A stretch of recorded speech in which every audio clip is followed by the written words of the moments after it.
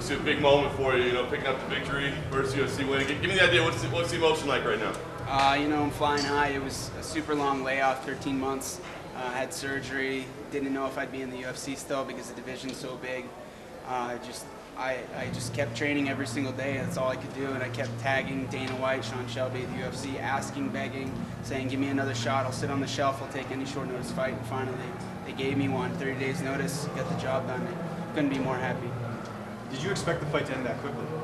I didn't. I thought that it was gonna be the first time that he got drug into deep waters, because he finishes fights fast, or he gets finished. His last two, he got choked, and I think everybody was expecting something on the ground, and it ended up being on the ground, but it was from me dropping with body kicks. But it was. Devin, when we spoke before, you mentioned at one point that Sean Shelby had said, "No, maybe we're not going to have a fight for you." Did you ever consider going to the regionals, asking for your release at any point? No, not at all. I can't afford to take care of my family on local league money, and I own my own mixed martial arts academy, and I absolutely love it. And I love teaching kids. I love teaching adults. I love training there.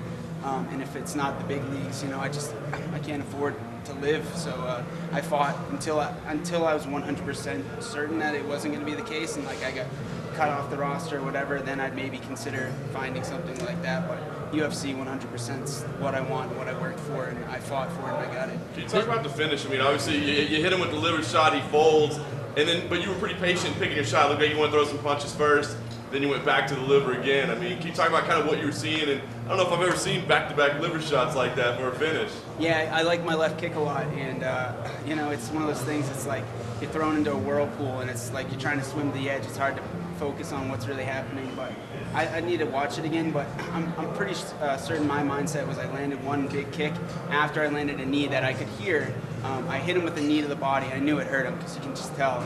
So I went to the liver. I knew it hurt him again, and I was waiting to see if the hand came down to protect the body, and he didn't do it, so I went back to the liver. Otherwise, I would have gone upstairs with it, trying to take his head out. Is there something satisfying about a body shot? I mean, the guy kind of crumbles. It's Yeah, it's one of my favorite kicks, and it feels good, and when it goes across that body right, and it's good night, Irene. I got it. I hear this from fighters all the time, but can you explain why body shot knockouts are so fun? It's just one of those things that they feel everything on it. I don't know if I still got knuckle marks from him. He punched me right in the xiphoid process or whatever you call it, and man, it hurt. It felt like he'd rip my intestines out. So you get hit in the head, and it's like, oh, it's terrible, but you don't really feel the pain like a body shot. Body shot, it's like your system shuts down, and everything in your head that doesn't get rattled, it's like, holy shit. Sorry for swearing. It's like stubbing your shit on a coffee table. It hurts, and your brain tells you every bit of it. It was kind of a joke going in, but I mean, was there any part of you that was fearful of getting kicked in the groin tonight?